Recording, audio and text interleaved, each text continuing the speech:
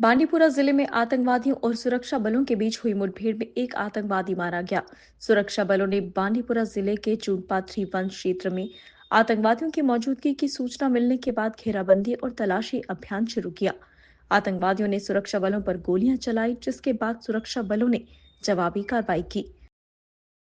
जम्मू कश्मीर के उपराज्यपाल मनोज सिन्हा ने लोगों से आतंक के अपराधियों के खिलाफ खड़े होने की अपील करते हुए चेतावनी दी कि आतंकवादियों को पनाह देने वालों के घरों को जमीन दोज कर दिया जाएगा।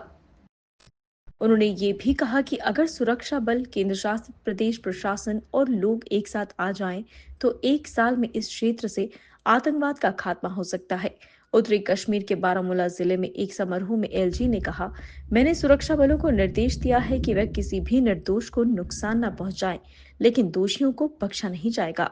अगर कोई आतंकवादियों को पनाह देता है तो उसके घर को जमींदोज कर दिया जाएगा।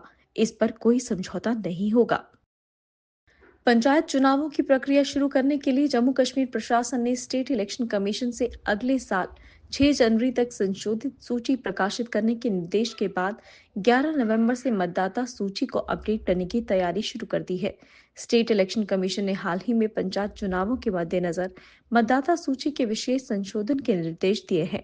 पिछले हफ्ते स्टेट इलेक्शन कमीशन द्वारा आधिकारिक अधिसूचना जारी करने के बाद जम्मू कश्मीर के सभी 20 जिलों के डिप्टी कमिश्नरों ने संशोधन प्रक्रिया शुरू कर दी है।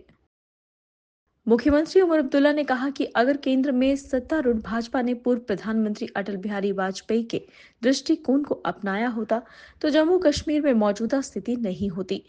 जम्मू कश्मीर विधानसभा में श्रद्धांजलि के दौरान बोलते हुए अब्दुल्ला ने पूर्व प्रधानमंत्री की प्रशंसा करते हुए कहा कि वाजपेयी ने हमेशा जम्मू कश्मीर में स्थिति को सुधारने की कोशिश की।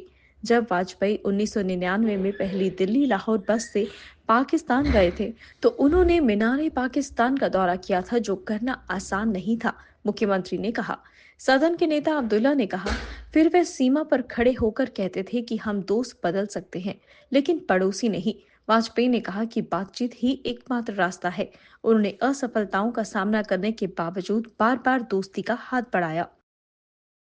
जम्मू कश्मीर विधानसभा में मुख्यमंत्री उमर अब्दुल्ला ने अपने प्रिय मित्र और पूर्व सहयोगी देवेंद्र सिंह राणा को भावभीनी श्रद्धांजलि दी, जिनका हाल ही में भाजपा के टिकट पर चुनाव जीतने के बाद निधन हो गया।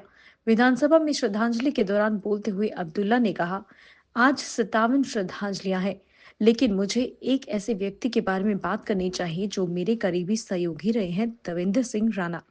उन्होंने राजनीति में मेरे 26 सालों में से करीब 2 दशक मेरे साथ बिताए। श्रद्धांजलि के दौरान अब्दुल्ला की आवाज भावनाओं से भरी हुई थी, जब उन्होंने साथ में अपने सफर को याद किया। जम्मू कश्मीर विधानसभा में शोक संदेश में कट्टरपंथी अलगाववादी नेता सैयद अली शाह गिलानी का नाम आया, लेकिन केवल 2 विधायकों ने अपने भाषणों में उनका जिक्र किया। विधानसभा में शोक संदेश के दौरान 1 दर्जन से अधिक विधायकों ने बात की। त्राल से पीडीपी विधायक रफीक अहमद नाइक और शिकोपारा बिजबिहारा से सत्तारूढ़ नेशनल कॉन्फ्रेंस के विधायक बशीर अहमद वीरी ने अपने भाषणों में गिलानी का नाम लिया।